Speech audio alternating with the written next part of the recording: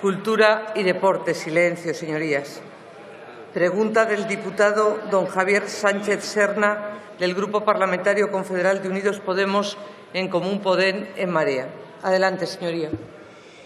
Gracias, presidenta. Señor ministro, la inversión educativa de nuestro país está muy por debajo de la media europea. Si lo medimos en términos del PIB, en los últimos años hemos pasado del 5 al 4,1%, muy lejos del 6,2% de la media europea. Dado que estará de acuerdo conmigo en que una educación de calidad necesita de una financiación sostenible, le pregunto qué compromiso presupuestario está dispuesto a asumir su Gobierno para alcanzar un pacto educativo. Gracias. Muchas gracias. Señor ministro. Señora presidenta, buenos días, señorías. Señoría, en mi comparecencia el pasado 25 de octubre en la Comisión de Educación de esta Cámara sobre el estado del Pacto Social y Político por la Educación, afirmé entonces que el compromiso presupuestario estará en función de la ambición del contenido del pacto, es decir, de su contenido, duración y objetivos. En ello estoy. Muchas gracias. Señor Sánchez Serna.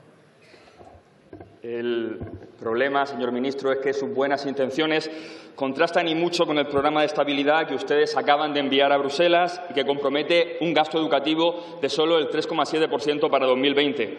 Y la verdad es que, viendo estas previsiones, no se sabe si quedarse con sus buenos deseos, con sus buenas palabras o con las cifras de su colega, el señor Montoro. De lo que no cabe duda es que desde la aplicación del artículo 135 la caída de la inversión educativa ha sido una constante que ha tenido consecuencias desastrosas en los centros educativos, sobre todo en los centros públicos. Nos referimos al deterioro de las infraestructuras, al aumento de los ratios por aula o a la supresión de programas de atención a la diversidad. Medidas, además, que lejos de ser excepcionales, como decían ustedes, se están consolidando con cada propuesta de presupuestos generales. Y es que, más allá del ahorro contable, este Gobierno ha aprovechado las restricciones presupuestarias para cambiar el modelo educativo. Ustedes, en efecto, aplican una privatización silenciosa, que no consiste en vender los colegios públicos, sino en vaciarlos de alumnado, porque con los recortes y con los presupuestos que defienden erosionan la calidad de la pública y obligan a las familias a elegir la privada subvencionada. A ese chantaje ustedes lo suelen llamar libertad de elección. Pero volviendo al tema, ¿de verdad usted piensa, señor ministro, que es posible un pacto con la comunidad educativa sin revertir los recortes, sin reforzar la red pública y con las previsiones presupuestarias que hace su colega, el señor Montoro? Porque si piensa eso, quizá esté pecando de optimista, y si no lo piensa, quizá nos está haciendo perder el tiempo. Yo creo que usted es consciente de que un pacto educativo que quiera abordar los problemas estructurales de nuestro sistema educativo no es posible con estos niveles de inversión. Por tanto, yo le pediría que hable con su colega, con el señor Montoro, y frenen de una vez esta espiral de desinversión, porque sin dinero, sin inversión, sin aumentar esos presupuestos, no se puede garantizar el derecho a una educación pública de calidad para todos y para todas. Gracias.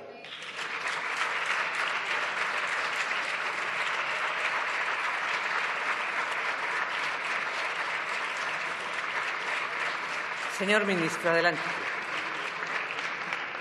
Señoría, la pregunta que usted me hace me obligaría a poner el carro delante de los bueyes.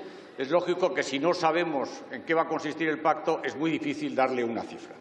Pero mire, yo ya he dicho en esta Cámara en varias ocasiones, pero lo repito hoy, que fijarse en el PIB como referencia del gasto educativo es un error. Porque el PIB no es un valor constante en el tiempo, sino que depende, como sabe usted, del ciclo económico. Y dado que el mayor porcentaje del gasto educativo se efectúa en las comunidades autónomas y existiendo diferencias tan significativas en el PIB de cada región, tendríamos comunidades autónomas con niveles distintos de gasto educativo.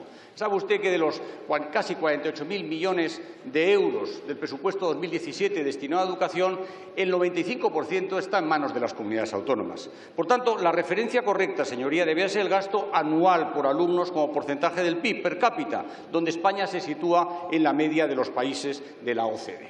Dicho esto, señoría, yo ya he dicho, lo dije en el Senado en el mes de marzo, que creo que si llegamos a un pacto ambicioso, y el Gobierno quiere un pacto ambicioso, habría que incorporar dos elementos. El primer elemento es el de establecer una mayoría supercualificada para su modificación, para que pudiera perpetuarse en el tiempo. porque creemos que la estabilidad es lo que nos exige la gente para un pacto educativo. Y segundo, un pacto presupuestario, porque es evidente que la ambición de ese pacto educativo no puede depender del Gobierno que esté en cada momento al frente de la nación. Por tanto, yo me he comprometido, señoría, si hay un pacto educativo, e insisto, quiero que lo haya, me he comprometido también a que un elemento sea ese pacto presupuestario establecido a lo largo de los diferentes presupuestos. Y yo le pediría, señoría, que ustedes estuvieran de verdad sin ningún recelo en ese pacto educativo, porque el pacto es el pacto de todos, el pacto de la comunidad educativa, pero también de las distintas fuerzas parlamentarias. Y, por tanto, me gustaría que ustedes, sin recelo alguno, estuvieran de verdad en ese pacto educativo, porque creo que es lo que necesita España y creo que lo que en estos momentos nos demanda la comunidad educativa. Muchas gracias. Muchas gracias. Pregunta dirigida a la señora ministra de Empleo y Seguridad Social. Pregunta del diputado don Marc Lamois Estañón, del Grupo Parlamentario Socialista. Adelante, señoría. Gracias.